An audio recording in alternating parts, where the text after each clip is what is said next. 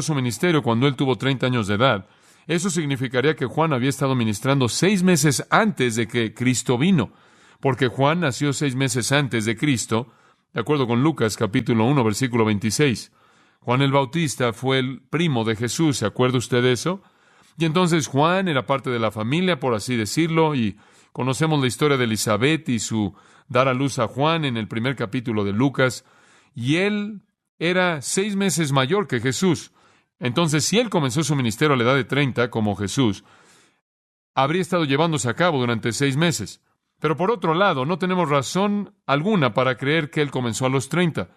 No hay nada en las Escrituras que nos digan eso. Eso sería pura conjetura. Ahora, algunas personas dicen, bueno, en Números capítulo 4, la palabra de Dios dice que los sacerdotes debían comenzar su ministerio cuando tenían 30 años de edad.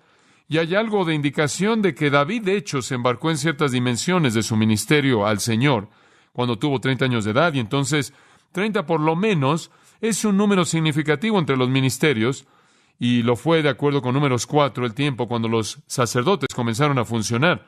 Pero ese principio fue muy temporal, porque ya para cuando usted llega al 8º capítulo de Números, la edad de los sacerdotes fue rebajada a 25, y si usted lee en 1 de Crónicas capítulo 23, David redujo la edad a 20 por razones especiales.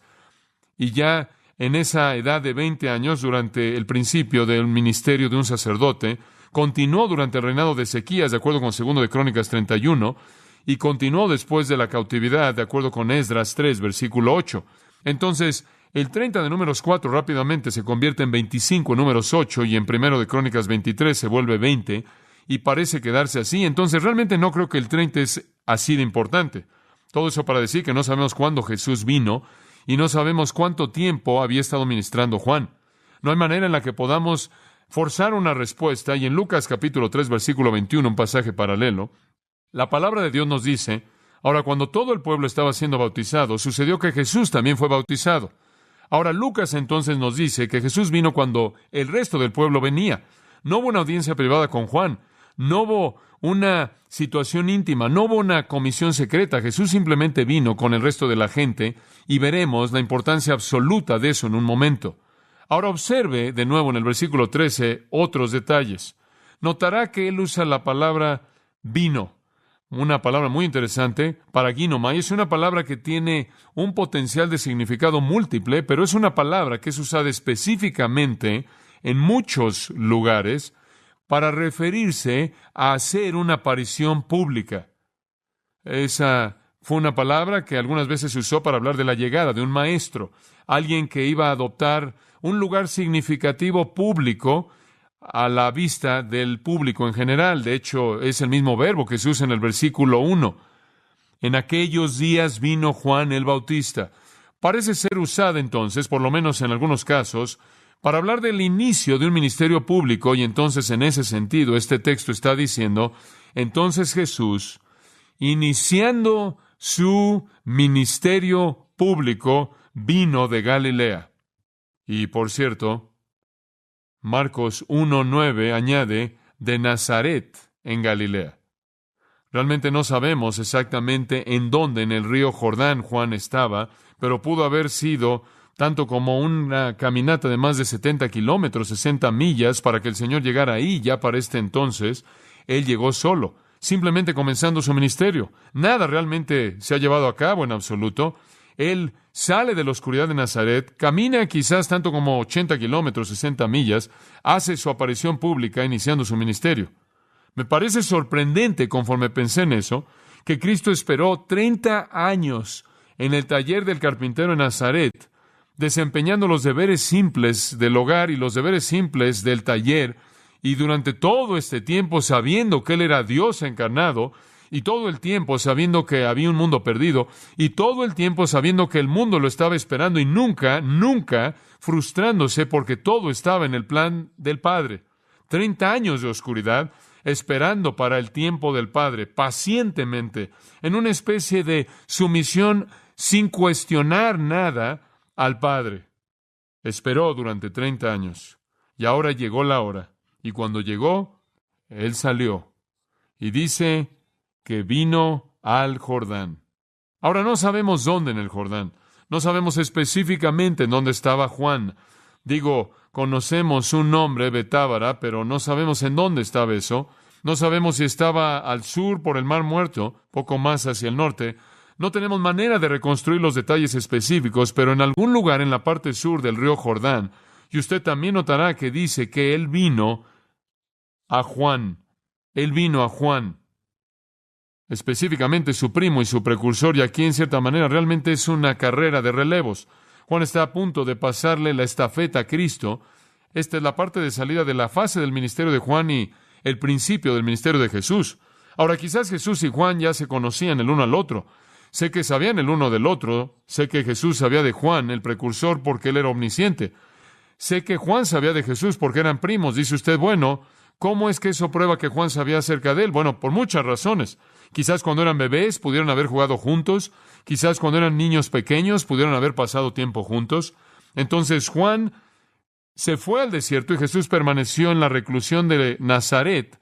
Y Jesús se quedó durante su vida entera en esa área del desierto. Quizás nunca se volvieron a ver, pero tengo la confianza de que Juan sabía que Jesús era el Mesías. Hay varias cosas que me ayudan a entender eso.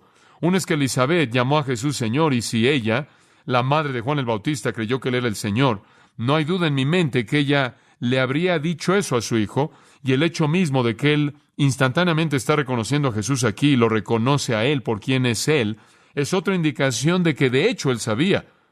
Y bueno, hablaremos más de eso en un minuto. Entonces él viene a encontrarse con Juan y él tiene un propósito muy específico en mente. Observe al final del versículo 13. Dice, para ser bautizado por él. Y la construcción griega aquí, para ustedes, alumnos de griego, cuando usted ve el infinitivo con para, usted sabe que este es un propósito el cual se está señalando. Él vino con el propósito de ser bautizado por Juan. Esa fue su intención expresa. Él vino ahí para ser bautizado. Ahora, al principio, esto puede ser sorprendente y realmente ha sido un problema para muchas personas. Fue un problema para Juan el Bautista y todavía es un problema para muchas personas, a menos de que usted realmente examine el texto cuidadosamente. Él vino para ser bautizado. Ahora, lo que es sorprendente en esto es lo que vemos en el versículo 6. Regrese al versículo 6. Y eran bautizados por él en el Jordán, confesando sus pecados. Esto estuvo basado en su mensaje en el versículo 2, arrepentíos. Él estaba predicando arrepentimiento, y su bautismo era un bautismo de arrepentimiento con la confesión de pecado. Observe el versículo 11. Juan dice, yo a la verdad os bautizo en agua para arrepentimiento. Ahora, ¿el arrepentimiento admite qué? ¿Pecado? El bautismo entonces de Juan era un bautismo para pecadores. Juan estaba bautizando a personas que admitieron su pecado, que confesaron su pecado, que se arrepintieron de su pecado y que deseaban que Dios transformara su vida y los preparara para la venida del Rey. Su bautismo era bautismo para pecadores. Significaba, como ya lo vimos, una señal externa de una transformación interna. Debía simbolizar una conversión, un volverse del pecado, un arrepentimiento, un bautismo para pecadores. Ahora, ¿ve usted el problema? ¿Por qué es que Jesús vino para ser bautizado con un bautismo que realmente le pertenece a pecadores? ¿Por qué es que Él buscó esto? ¿Acaso necesitaba salvación? ¿Por qué deseó Él unirse a una multitud de pecadores? Entrar en eso era un símbolo de conversión. Bueno, hay algunas soluciones interesantes a la pregunta. Un escritor muy antiguo sugirió que Jesús vino para ser bautizado solo porque su madre quiso que se bautizara y sus hermanos quisieron que se bautizara. Ahora, esto está registrado en un libro llamado el Evangelio según los Hebreos. Esto es lo que llamamos un libro apócrifo. Este es un libro no escritural. Estos libros surgieron en el primer par de siglos, eran falsos, no eran verdad. No fueron ofrecidos por el Espíritu Santo, y fue el intento claro de Satanás de meterlos al canon del Nuevo Testamento y causar confusión, y no entraron, pero muchos de ellos tienen cosas interesantes que nos muestran la manera de pensar de la época. Y de acuerdo con el Evangelio de los Hebreos, leemos esto. He aquí la madre del Señor y sus hermanos le dijeron, Juan el Bautista bautiza para remisión de pecados. Vayamos y seamos bautizados por él. Pero él les dijo, ¿qué pecado he cometido que yo deba ir y ser bautizado por él? Fuera quizás de esto mismo que acabo de decir en ignorancia. Fin de la cita. En otras palabras, la pregunta es por qué él fue a ser bautizado y aparentemente, fuera cual fuera el hombre farsante que escribió el Evangelio según Hebreos, él no podía tampoco entenderlo. Y entonces él simplemente se le ocurrió, adivinando, que la madre de Jesús y los hermanos, en cierta manera, le impusieron esta responsabilidad. Pero el Evangelio según los Hebreos es evangelio espurio, mientras que no nos da una respuesta. Por lo menos nos ayuda a conocer lo que los primeros escritores se enfrentaron a la pregunta. Ellos trataron de enfrentarla, de resolverla. Era un rompecabezas para ellos. ¿Por qué Jesús debía ser bautizado en un bautismo para pecadores? Y en segundo lugar, ¿por qué por un pecador mismo como Juan el Bautista? Ahora, hubo un grupo de personas en los primeros días de la iglesia llamados los gnósticos. ¿Se acuerda usted de eso? De la palabra griega gnosis, saber, conocer. Eran los que sabían todo. Eran los que supuestamente tenían el conocimiento íntimo, elevado de Dios. Y esto es lo que ellos enseñaron. Ellos enseñaron que Jesús simplemente era un hombre, que el Jesús humano simplemente era un hombre y que en su bautismo Él se encarnó con el Espíritu Divino. Muy bien, que hasta su bautismo Él simplemente fue un ser humano promedio, normal, quien era pecaminoso como el resto de la gente, y Él simplemente era un ser humano, y después en su bautismo Él se encarnó por esta especie de Espíritu Divino de muy alto nivel llamado el Logos, el Espíritu Cristo, el Cristo Espíritu. Entonces ellos dicen que Él necesitaba el bautismo, porque el bautismo purificó al pecador Jesús para recibir este elemento de deidad. Y entonces este fue un acto preparatorio de limpieza para que Él pudiera encarnar. Bueno, eso realmente no es correcto. Eso no funciona porque no encaja con las Escrituras, las cuales dicen que cuando Él nació, su nombre será llamado Emmanuel, Dios con nosotros. Él fue Dios desde el principio. Él no se volvió Dios en su bautismo. Él no se encarnó en su bautismo. Él encarnó en su nacimiento. Él fue concebido por el Espíritu Santo. Él no tuvo padre terrenal, entonces eso tampoco funciona.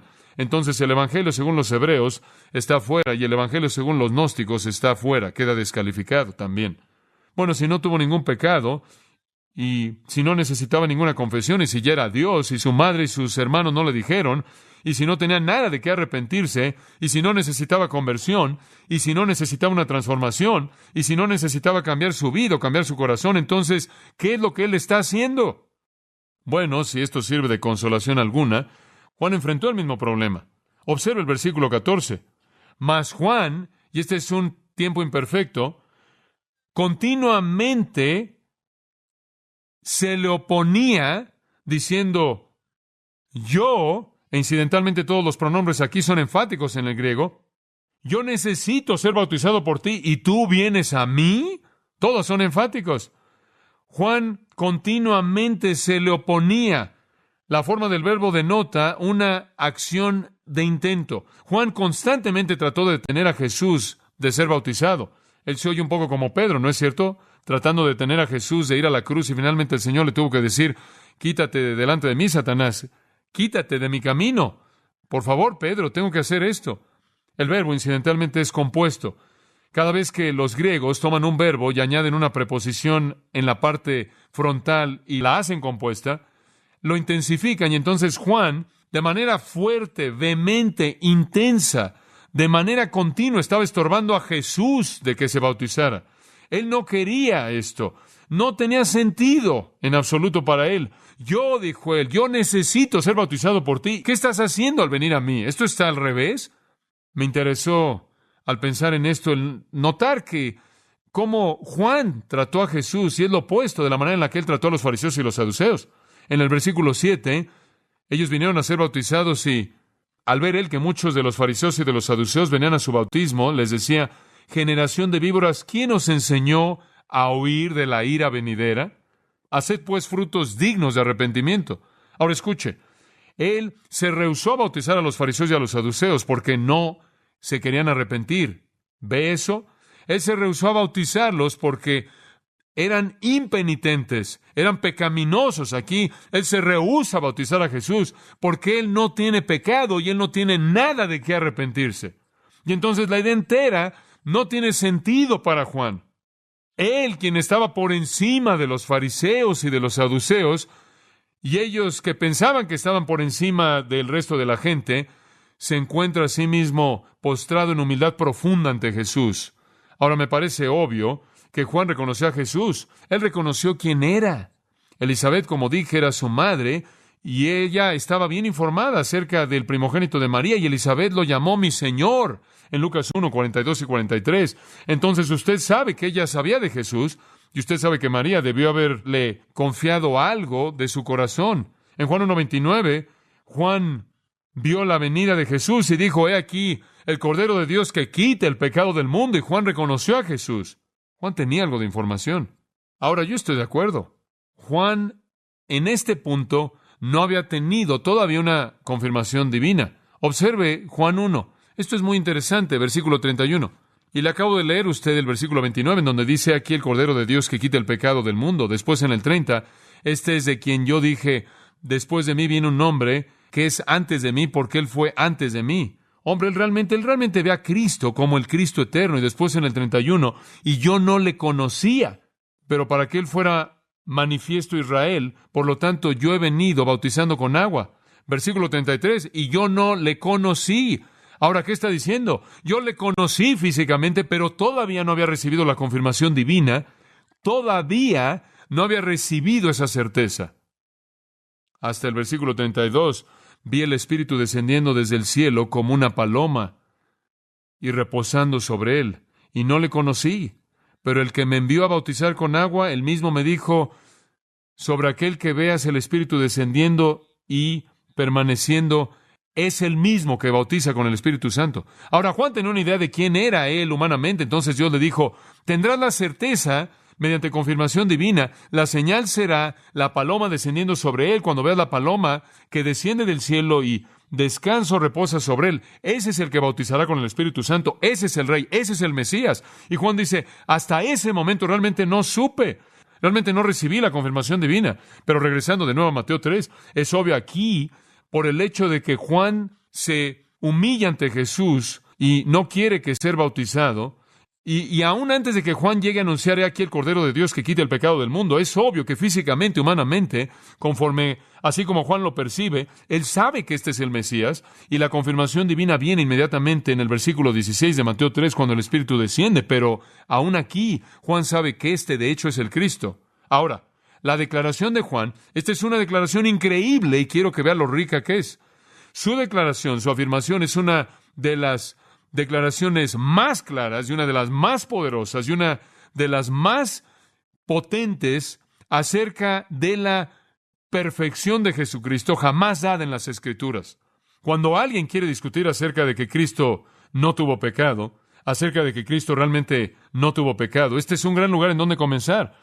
Juan realmente está diciendo, mira, no puedes ser bautizado con mi bautismo porque mi bautismo es para pecadores. ¿Y qué es lo que de hecho está diciendo? Tú no eres un pecador, tú no eres un pecador. Él está declarando por un lado que yo necesito ser bautizado por ti, yo soy un pecador, tú y yo somos extremos opuestos. Él dice, yo soy parte de la clase de personas que estoy bautizando y tú no. Y él está diciendo, no solo tú no tienes pecado, sino que tú estás aún más allá de los profetas mismos de Dios. ¿Se da cuenta? La gente dice, Jesús simplemente fue un profeta. No. Aquí está el único profeta de Dios vivo en su época. Aquí está el hombre más grande que jamás vivió hasta su época. Mateo 11:11. Entre aquellos que nacen de mujer, no se había levantado uno mayor que Juan el Bautista, el profeta más grande que jamás vivió. Y él dice, Jesús, tú no estás en mi clase. Yo soy parte de una clase de pecadores y tú no tienes pecado. Y el profeta más grande que jamás vivió exalta a Jesucristo por encima de su categoría. Entonces, desde el principio mismo, es claro que este es el Mesías santo, sin pecado, no contaminado, el Mesías de Dios. Y Juan comienza con lo primero que él dice, la primera vez que Jesús se presenta públicamente para ministrar, con una declaración de la perfección absoluta, de la carencia absoluta de pecado de Jesucristo, y lo presenta por encima, inclusive, del profeta más grande que jamás vivió. Ahora, subraya esto, Jesús no es solo otro profeta. Él se encuentra en una categoría totalmente única. Los profetas son pecadores. Jesús no tiene pecado. Hebreos 4:15, Él fue tentado en todo según nuestra semejanza, pero sin pecado. sin pecado. Y él dijo, Jesús, yo necesito ser bautizado por ti. Hagamos las cosas bien. Y por cierto, Jesús y los discípulos bautizaron a algunas personas, se unieron al bautismo de Juan y prepararon a algunas personas para el reino. En Juan 3, versículo 22, después de estas cosas vino Jesús y sus discípulos a la tierra de Judea, y ahí él permaneció con ellos y bautizó. Juan 4:1. Cuando entonces el Señor supo cómo los fariseos habían oído que Jesús hizo y bautizó a más discípulos que Juan, aunque Jesús mismo no bautizó sino sus discípulos, dejó Galilea o dejó Judea y partió de nuevo a Galilea. Jesús y sus discípulos bautizaron. Jesús mismo no lo hizo, sino que hizo que sus discípulos lo hicieran. No obstante, fue el mismo tipo de bautismo. Fue un bautismo de santos del Antiguo Testamento que estaban preparando sus corazones y arrepintiéndose de su pecado, convirtiéndose, siendo transformados para prepararse para aceptar al Mesías y su reino. Fue un bautismo muy parecido al de Juan, sin embargo, no el bautismo cristiano que se inició en la iglesia. Y entonces él está diciendo, yo necesito que tú lo hagas a mí. Tú no necesitas que yo te lo haga a ti. Y subraya esto, el Espíritu Santo quiere que se entienda. Aunque Jesús desea el bautismo de Juan, y aunque el bautismo es un bautismo para pecadores, que quede claro, Jesús no es pecador. Entonces él tiene otra cosa en mente. Él tiene algo totalmente diferente en mente. ¿Qué es lo que tiene en mente? ¿Por qué quiere bautizarse? ¿Por qué quiere entrar en un río simbólico de muerte? ¿Por qué quiere mostrar algún tipo de transformación y algún tipo de acto de pecaminosidad? ¿Por qué quiere hacer esto si de hecho él no es un pecador? Bueno, algunas personas dicen, permítame darte algunas opciones antes de que le explique la correcta, la que yo creo que es la correcta. Algunos dicen que su bautismo es simplemente un rito de iniciación. Ellos regresan a Deuteronomio capítulo 4, más bien Números capítulo 4, y en Números capítulo 4, los sacerdotes de 30 años eran lavados, eran bañados, lavados como una especie de rito preparatorio de iniciación para que ellos entraran al sacerdocio. Y entonces algunos dicen que esto simplemente es una iniciación. Cristo es lavado simbólicamente conforme entra a su obra sumo sacerdotal. Y otros dicen que Jesús sabía que este tipo de bautismo estaba en el bautismo de prosélitos del Antiguo Testamento. ¿Se acuerda de eso? Que cuando un gentil se convertía en un judío y se identificaba a sí mismo con el judaísmo religiosamente, no racialmente, obviamente si es un gentil, él no podía volverse un judío racialmente. Pero si usted se unía al judaísmo, y él era un prosélito de los gentiles, él tenía que bautizarse como un símbolo de la transformación. Y algunos dicen que Jesús entonces fue bautizado porque él quería mostrar la aceptación de los gentiles por parte de Dios. Aquí estaba el Mesías adoptando la posición de un gentil, y algunos dicen que él simplemente estaba entrando en un rito de iniciación al sacerdocio. Algunos dicen que en cierta manera estaba siguiendo la corriente de este concepto de judío y gentil siendo uno, y él estaba adoptando el lugar de un gentil y entrando en una iniciación del judaísmo, lo cual habría sido algo muy sorprendente el ver a su propio Mesías adoptando el lugar de un gentil, y quizás habría suavizado esto un poco para que ellos hubieran aceptado a los gentiles. Por cierto, ninguno de estos tiene ninguna escritura en particular, simplemente son alternativas que son tomadas del aire. En tercer lugar, algunos dicen que Jesús simplemente en cierta manera estaba acreditando a Juan. Juan estaba haciendo un buen trabajo y Jesús quería que todo mundo supiera que Juan realmente estaba haciendo la obra de Dios. Entonces Jesús simplemente iba a dejar que Juan lo hiciera para que todo el mundo supiera que él aprobaba de lo que Juan estaba haciendo. En cierta manera era una especie de acreditación, una especie de afirmación que decía, Juan, quiero que todo el mundo sepa que yo estoy de tu lado, que yo estoy en esto contigo y que tú eres mi hombre. Y tú me lo haces a mí y así van a saber que realmente eres el hombre de Dios. Ahora, de nuevo, la Biblia no dice nada. Eso en cierta manera sale del aire. Ahora, una cuarta, algunos han dicho que Jesús fue bautizado de manera vicaria y de hecho en su bautismo adquirió cierta cantidad de justicia y perdón para los pecadores, de tal manera que al llevar Jesús el pecado es una combinación de su bautismo y su muerte en la cruz. Ahora, eso es algo extraño. Nada en la Biblia dice que Jesús fue bautizado por nuestros pecados. Él murió por nuestro pecado y no estoy seguro de que puedo aceptar esa. Esas son sugerencias agradables, pero realmente no tienen sentido en el contexto. Si Jesús estaba siendo iniciado en el sacerdocio, Juan no habría tenido problemas con eso. Si Jesús simplemente estaba tratando de mostrar una identificación con el proceso de bautismo de prosélitos, Juan tampoco habría tenido problemas con eso. Si Jesús simplemente estaba diciendo algo así como que Juan, simplemente quiero ser parte de lo que estás haciendo para que todo el mundo sepa que eres el hombre de Dios, no creo que Juan hubiera tenido problemas con eso.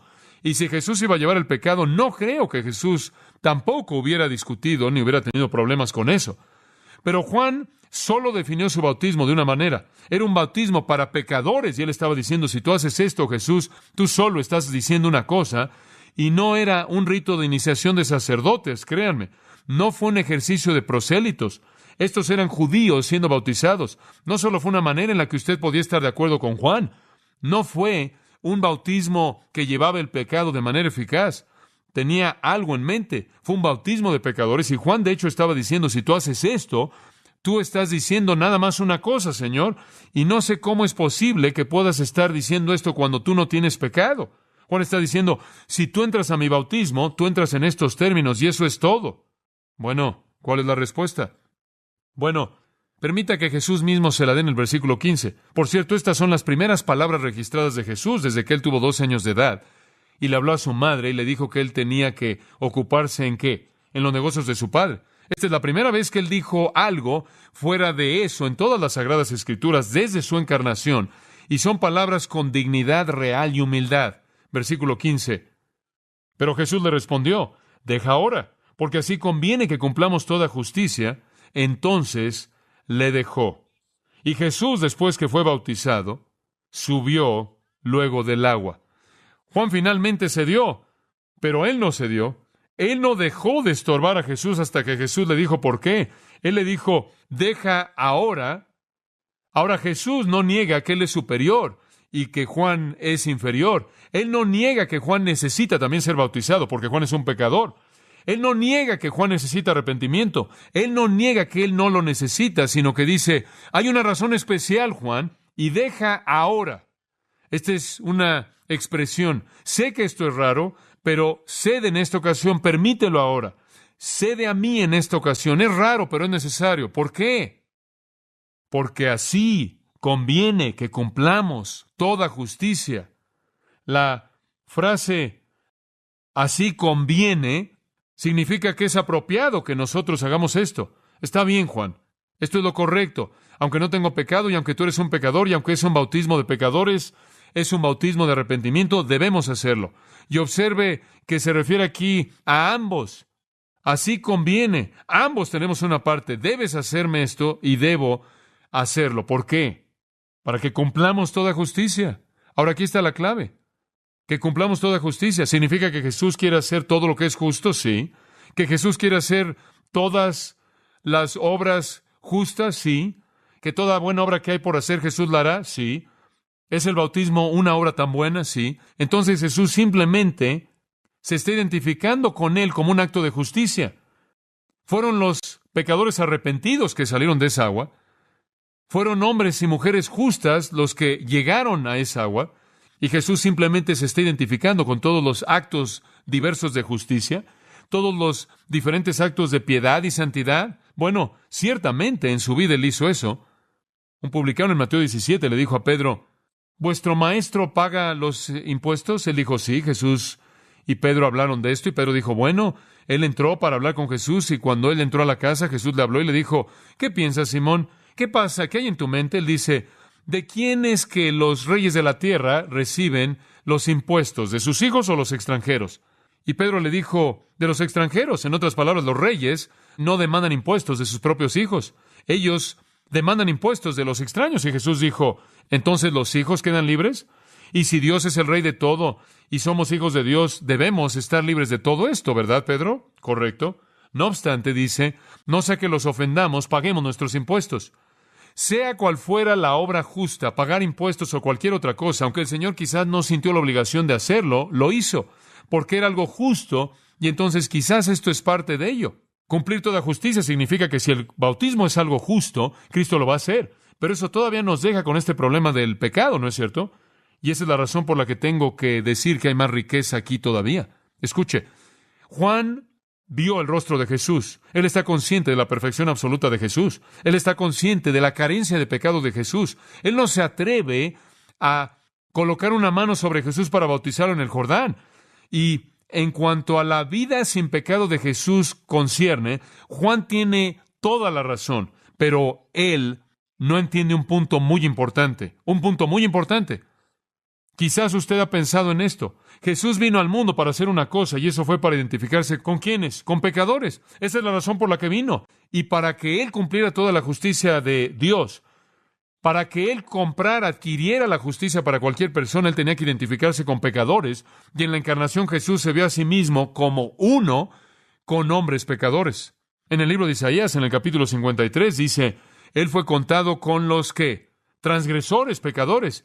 Yo creo que el elemento supremo, escuche, en el bautismo de Jesús fue la identificación del Hijo de Dios sin pecado con pecadores. Y creo que lo primero que Jesús jamás hizo cuando Él salió de la oscuridad y Él entró a la luz fue declarar la razón primordial por la cual Él vino, y fue identificarse a sí mismo con pecadores. Aquel que no tuvo pecado tomó su lugar entre aquellos que no tenían justicia. El que no tuvo pecado se involucró en un bautismo que solo era para pecadores, y Él estaba diciendo, tan fuerte y claro como Él jamás lo diría, yo tomo mi lugar con los pecadores. Y que sea claro desde el comienzo que este Jesús es el amigo de los pecadores. Que sea claro que Pablo tuvo razón. El que no conoció pecado, ¿qué cosa? Por nosotros le hizo pecado. Su ministerio comenzó así. ¡Qué apropiado! Él no vino solo para enseñar, Él no vino solo para presentar un ejemplo, Él no vino para ser un moralista, Él no vino para ser un revolucionario, Él vino para identificarse con pecadores, y Él fue contado con los transgresores, y ahí en su bautismo Él se identificó con los pecadores, inclusive en su nacimiento, Él se identificó con los pecadores. Él era el hijo de María, quien era una pecadora.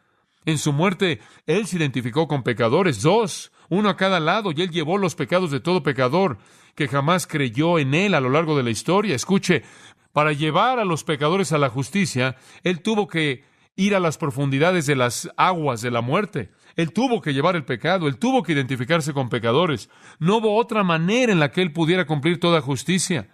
Y en Isaías 53:11 dice, mi siervo justo hará justos a muchos. ¿Cómo? Él llevará el pecado de muchos. Isaías 53:11, mi siervo justo llevará el pecado de muchos. Jesús se sometió al bautismo de Juan como un acto simbólico de identificación con pecadores que estaban buscando la salvación. Y voy a dar un paso más hacia adelante. Yo creo que su bautismo fue un símbolo de su muerte. Yo creo que fue un símbolo de su muerte conforme Él entró al agua, y un símbolo de su resurrección conforme Él salió. Dice usted, aparentemente usted cree que Él fue sumergido. Claro, y voy a defender eso en un momento. Y creo que lo fue. Fue el mismo retrato realmente del bautismo cristiano. Yo creo que Jesús estaba mostrando su identificación con los pecadores, y creo que le estaba dando una probada de su muerte y su resurrección. Y sabe una cosa, solo 2 veces en todos sus discursos, en todos sus sermones, Jesús se refirió al bautismo personal. Permítame mostrárselas. En Lucas 12:50, Él dice esto, de un bautismo tengo que ser bautizado, y cómo me angustio hasta que se cumpla. ¿Qué dijo? De un bautismo tengo que ser bautizado. ¿A qué cree usted que se estaba refiriendo? A su muerte. Eso es correcto. En su mente, ¿cuál entonces fue su bautismo? Su muerte. Su muerte. Y creo que cuando Él fue bautizado por Juan, Él simplemente estaba siendo bautizado como una probada de eso. Un símbolo de su identificación con pecadores, que se volvería una identificación real cuando Él muriera en la cruz, llevando todos los pecados de los que creerían en Él. Entonces Él comienza su ministerio público con una declaración de que, aunque Él es alguien que es absolutamente perfecto, no tiene pecado, Él ha llegado a identificarse con los pecadores, a redimir a pecadores, y la obra culminante será en la cruz. Él no puede ganar a hombres mediante su predicación. Él no puede ganar a hombres mediante su ejemplo. Él solo puede ganarlos mediante su muerte, y Él lo sabe. Entonces Jesús desciende con los pecadores a las aguas de la muerte para cancelar el pecado, para cumplir toda justicia. El bautismo de Jesús, amados, no tiene aplicación en absoluto para nosotros. Fue totalmente único. J.R. Miller dice, y cito, la sombra de la cruz cayó en las cuencas verdes y en el río del Jordán, y también cayó ahí en el alma gentil y santa de Jesús conforme Él estaba de pie ahí. Él sabía lo que ese bautismo significaba, a qué lo reducía a Él, cuál sería su fin. Sin embargo, sabiéndolo todo, Él voluntariamente vino para ser bautizado, aceptando de esta manera la misión de la redención. Fin de la cita. Entonces, Él se unió con los pecadores desde el principio. ¿No es eso maravilloso? Para eso vino. Veamos el segundo, y lo veremos brevemente. La segunda parte de su comisión, la unción del Espíritu, versículo 16. Y Jesús, después que fue bautizado, subió luego del agua, y aquí los cielos le fueron abiertos, y vio al Espíritu de Dios que descendía como paloma y venía sobre él. Ahora aquí llegamos al segundo elemento de su comisión, la unción del Espíritu. Esta es la fase 2. Y quiero que observe un par de cosas. Después veremos la importancia. Su nombre aquí, Jesús, y Jesús, después que fue bautizado. Cuán apropiado es que aquí es llamado el Jesús. El nombre significa Salvador. Él salvará a su pueblo. Entonces, de tal manera que la idea entera de su comisión, amados, es ver a Jesús como el Salvador, el que se identifica con pecadores para salvarlos. Ahora observe esto. Dice, después que fue bautizado. Ahora, es muy interesante ver la palabra bautizado por un momento. Es la palabra baptizo. Ahora, los presbiterianos y bautistas han discutido a lo largo de los años acerca de rociar y de la inmersión. Y después alguien viene y dice, no, hay que vaciar el agua. Y hay gente que vacían y otros que rocían y todo tipo de cosas. Después están los hermanos que te bautizan 3 veces hacia adelante y todo mundo quiere hablar acerca de la manera, del modo. Bueno, ¿acaso la palabra nos ayuda en absoluto? Permítame ver si nos ayuda. Bautizo, bueno, antes de que veamos la palabra, el contexto nos ayuda. Y también el concepto. Ahora, si Juan el Bautista estuvo en un bautismo que simbolizaba conversión, la palabra arrepentirse significa conversión. Si simbolizaba una transformación, si simbolizaba una purificación, un lavado de pecado, me parece que la inmersión es el único retrato apropiado. No es solo un poquito de agua en la parte de arriba, es limpieza, es lavar. Entonces, el significado mismo del bautismo de Juan apunta a la inmersión. Además, si Jesús estaba usando esto como un símbolo de su muerte y resurrección, eso también apunta ¿a qué? A la inmersión. Hacer que algunas gotas de agua caigan en la cabeza de alguien no encaja con el simbolismo de morir, ser sepultado y resucitar como encaja con la inmersión. Además, dice, y Jesús, después que fue bautizado, subió luego del agua. Fuera cual fuera el tipo de bautismo que fue, tuvo que haber entrado al río para obtenerlo. Ciertamente no es necesario para cuando alguien le vacía agua a usted o le rocía agua. Ahora, añadiría que el versículo 6 dice, retrocediendo, eran bautizados por él en el Jordán. En el Jordán. Ahora, Juan estaba bautizando en el río Jordán. La palabra en el griego es traducida. Es usada con frecuencia de manera intercambiable con la palabra hace, lo cual significa hacia, entrar en algo. Y no voy a tomar el tiempo para mostrarle todos los pasajes paralelos, pero las dos palabras son usadas de manera intercambiable. Y cuando son usadas de manera intercambiable para el mismo incidente, hacia adentro es la palabra más fuerte. Tomamos la palabra en para referirse a hacia adentro. Y en otros relatos de los bautismos de Juan encontramos la palabra adentro, hacia adentro. Y si la palabra en aquí es usada, y en otros lugares hacia adentro es usada, tomamos la palabra hacia adentro como la palabra fuerte, y esta palabra entonces adoptará el significado de entrar. Ahora quizás ya lo confundí, quizás eso no fue demasiado claro, pero es la verdad de cualquier manera. Y le voy a decir algo interesante. Dice en Juan capítulo 3, versículo 23, y Juan también estaba bautizado en Ainón, cerca de Salim, porque había mucha agua ahí. Ahora, no hay razón por qué preocuparse en dónde hay la mayor cantidad de agua si usted simplemente está rociando. Había mucha agua ahí, el agua que podía ser usada para la inmersión. Y en el 8º capítulo de Hechos, versículo 38, y Felipe y el eunuco descendieron al agua, tanto Felipe como el eunuco, y él lo bautizó. Entonces, me parece que las referencias, y por cierto, no hay referencia acerca de rociar en ningún lugar en todo el Nuevo Testamento, la única palabra que tenemos en referencia al bautismo es baptizo. Por cierto, el bautismo de prosélitos en el Antiguo Testamento siempre fue por inmersión. Lea Levítico 14, versículos 8 y 9. Y entonces usted tiene el estándar del Antiguo Testamento de inmersión. Tiene la idea de entrará, la preposición usada frecuentemente en referencia al mismo. Usted tiene el concepto de que mucha agua había ahí. Ellos descendieron al río, ellos salieron del río, subieron del río. Usted tiene el retrato de la muerte y la resurrección. Tiene la idea de que esta es una transformación, lo que se simboliza. Y todo esto parece apuntar a inmersión. Y si quiere hacer algo con esas dos preposiciones, busque Marcos 1:9 como un punto inicial. Sucedió en aquellos días que Jesús vino y fue bautizado por Juan en el Jordán, hacia adentro del Jordán. Ahora, el término bautizo literalmente significa mojar, sumergir en agua, sumergir. Si tan solo se hubiera traducido de esa manera, no tendríamos ningún problema. Pero alguien hizo que la palabra fuera latinizada y la hizo decir bautizó. Y eso realmente no nos dice nada. Cada vez que usted ve esa palabra en la Biblia y dice Jesús vino a Juan para ser sumergido, nadie habría tenido un problema. Pero eso es precisamente lo que la palabra bautizo significa. Universalmente, los léxicos en inglés y en latín dicen, y también en español, que significa sumergir en el agua, literalmente. Una traducción simple del griego habría resuelto todo el problema. Ni siquiera hubieran habido presbiterianos. Ahora, permítame mostrar algo interesante. El mismo verbo es usado, por ejemplo, en Lucas 16:24. Usted no necesita buscarlo, pero dice Lázaro y el rico dice, dile a Lázaro que meta la punta de su dedo en agua y moje mi lengua. Eso es bautizo. Simplemente significa sumergir. Ese es su significado. En Juan 13:26 dice, Jesús metió el pan y se lo dio a Judas. Eso es lo que siempre significa. Meter, sumergir, inmersión. La inmersión, entonces, es lo único expresado por el verbo bautizo, y realmente creo que eso es lo que Juan estaba haciendo y lo que Jesús estaba retratando, y este es el modo apropiado, la expresión del bautismo.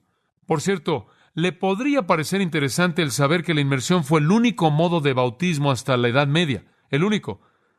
¿Sabía usted que inclusive la Iglesia Católica Romana nunca hizo nada más que sumergir a personas hasta la Edad Media? Tomás Aquino, el gran teólogo católico, quien murió en el 1274, dijo esto, y cito, en la inmersión se presenta la sepultura de Cristo de la manera más clara, en la cual esta manera de bautizar es la que más se recomienda. Fin de la cita. En 1311, un concilio estableció el concilio de Ravenna, declarando que el rocío era permisible. 1311. Y en 1645 lo mismo sucedió en Inglaterra, como resultado de algunas personas que decían que eso era lo que Juan Calvino creía. La Iglesia Oriental nunca lo aceptó, y hasta el día de hoy, la Iglesia Ortodoxa Oriental sumerge y solo sumerge. Y por cierto, la Iglesia Católica Romana realmente nunca cambió su postura hasta 1400, y los reformadores mantuvieron la perspectiva romana de rociar, y así es como el modo de rociar entró a la teología reformada, al protestantismo. Pero, históricamente, únicamente fue inmersión, porque eso es lo que los términos significan. Bueno, eso es suficiente acerca de eso. ¿Qué sucedió? Subió luego del agua, y aquí los cielos le fueron abiertos.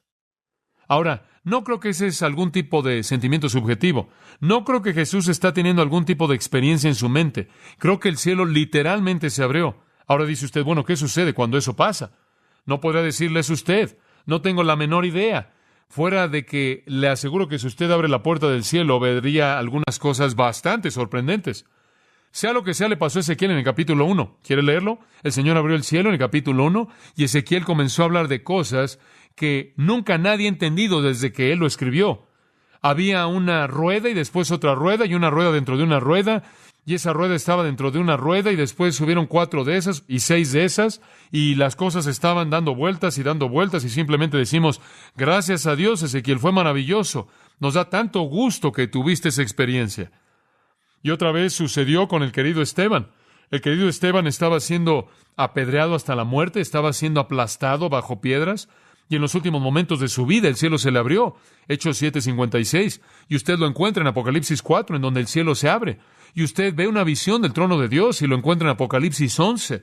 Y lo encuentra en Apocalipsis 19, conforme se abre el Hijo. Sale en este caballo para conquistar, y algunas veces Dios abre el cielo y le da un vistazo a alguien. Eso es exactamente lo que pasó ese día. Quizás es algo como lo que Pablo experimentó en 2 Corintios 12, cuando fue arrebatado al tercer cielo. Él vio cosas demasiado maravillosas como para ser expresadas. Pero Dios abrió el cielo. Lo abrió en dos, y eso es maravilloso, porque los cielos le fueron abiertos, y Él ha hecho posible que un día los cielos nos sean abiertos. Un comentarista antiguo dijo, y cito, así como el velo del templo fue rasgado en dos para simbolizar el acceso perfecto de todos los hombres a Dios, así también aquí los cielos son rasgados para mostrar qué tan cerca Dios está de Jesús y Jesús de Dios. E inmediatamente lo que sucedió, Él vio el Espíritu de Dios descendiendo como una paloma y relámpagos sobre Él. El Espíritu Santo no tiene cuerpo, no puede ser visto con ojos físicos, pero para asegurar una señal visible para que Juan pudiera saber, porque Dios le dijo a Juan, lea Juan 1, Juan el Bautista, estamos hablando de Juan el Bautista, lea el Evangelio de Juan capítulo 1, versículos 30 en adelante, y Dios dijo, aquel sobre quien el Espíritu descienda y se prenda como paloma, ese es. Juan lo conoció humanamente, pero hombre, cuando el Espíritu vino en forma de una paloma y se prendió sobre él, él sabía que este era el Mesías, aunque más adelante en su vida, debido a la manera en la que ciertas cosas estaban llevándose a cabo, y la manera en la que Jesús fue rechazado, y la manera en la que su ministerio entero parecía estarse desarrollando, Juan no podía entenderlo, y él envió un mensajero y dijo, ¿realmente este es el que estamos esperando o estoy mal? Esas fueron simplemente las dudas, porque no estaban saliendo las cosas como debían salir. Pero la señal fue la confirmación. ¿Por qué una paloma? Bueno, ¿por qué una paloma? Por cierto, esta es la única vez en la que el Espíritu es visto como paloma. No tiene nada que ver con nosotros, fue para Jesús. Para nosotros el Espíritu aparece en otras maneras diferentes de una paloma. ¿Por qué una paloma? Bueno, pensé mucho en esto y leí algo de esto y creo que entiendo por qué una paloma. ¿Qué es lo que una persona judía vería en su mente cuando viera una paloma? Sacrificio. Eso es lo primero que vería, porque la paloma era el tipo de animal sacrificial más común. Un animal muy grande, eso es para los ricos. Un cordero, eso es para la clase media alta. Una paloma, esa era la ofrenda por el pecado para casi cualquier persona, las personas comunes y corrientes. Y aquí de una manera maravillosa, sorprendente, el Espíritu de Dios desciende en una forma que hará pensar a la gente en solo una cosa: sacrificio. Ahora hay dos cosas, entonces, de las que tenemos que hablar aquí. En primer lugar, la venida misma del Espíritu. ¿Por qué el Espíritu vino? Bueno, dice usted, Jesús necesitaba el Espíritu Santo. Bueno, en un sentido, no, ¿verdad? Porque Él era Dios, ¿verdad? Su deidad no necesitaba el Espíritu Santo. Él era uno con el Espíritu, uno con el Padre. Él nació del Espíritu. Él y el Espíritu son indivisibles. En su deidad, Él no necesitaba nada extra, adicional. Él estaba lleno del Espíritu, solo como Dios está lleno de sí mismo. Su naturaleza divina no necesitaba un don especial, no necesitaba fortalecimiento, pero como puede ver, habían dos partes que necesitamos entender aquí que se estaban llevando a cabo en términos de su humanidad. Una, Él estaba siendo ungido para el servicio, y dos, a Él se le estaba concediendo fortaleza en su humanidad. El Espíritu vino para ungirlo para el servicio real. Salmo 45:7, tu Dios te ha ungido con el aceite de gozo por encima de tus compañeros. Isaías 61:1, escuche esto. El Espíritu de Jehová Dios está sobre mí, porque el Señor me ha ungido para predicar las buenas nuevas a los humildes.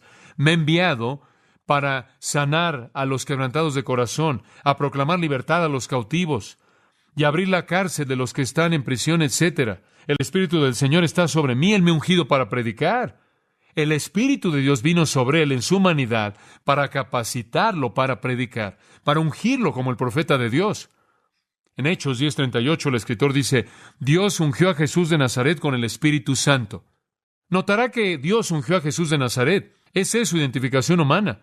Entonces su humanidad fue ungida. Él fue inaugurado en su responsabilidad como rey. Él fue capacitado para el ministerio. Su humanidad necesitaba ser fortalecida. ¿Sabe usted eso?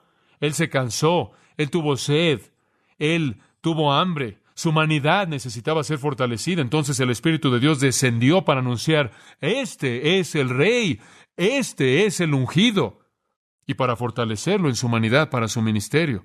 Ahora, esto no es algo que necesitamos. No necesitamos orar porque la paloma descienda sobre nosotros. Cuando usted fue salvo, usted recibió al Espíritu Santo. Usted no es Cristo. No haga de esto la norma. Usted ya tiene el poder y el recurso cuando el Espíritu le fue dado en su salvación. Esto es único.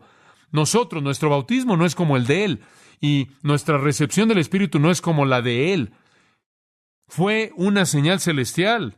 Ahora dice usted, bueno, ¿por qué Dios lo hizo visible? porque tenía que haber una confirmación divina de que Él era el Rey, y Juan lo vio, y Él vino para capacitar, y después otra cosa que mencioné. La paloma, creo yo, habla de sacrificio. La paloma es un recordatorio de la necesidad de que uno fuera el sacrificio por el pecado. Aquí estaba la paloma, aquel que llevaría el pecado para los más comunes, los más bajos, los más pobres, los más humildes de los hombres. Él era el sacrificio, y el símbolo mismo estaba reposando sobre él. En un sentido, entonces, él fue ungido para la muerte. Él fue ungido para hacer un sacrificio. Bautizado, él mostró su identificación con pecadores. Ungido, él mostró que esa identificación demandaría que él fuera sacrificado. Y finalmente, hubo otra parte en su comisión, la palabra del Padre. Versículo 17. Y hubo una voz de los cielos que decía: Este es mi Hijo amado, en quien tengo complacencia. Ahora escuche, hay una cosa acerca de un sacrificio. Cuando un sacrificio es ofrecido a Dios, tiene que ser el correcto, ¿verdad? Sin mancha, sin inmundicia. Y eso es precisamente lo que Dios está diciendo.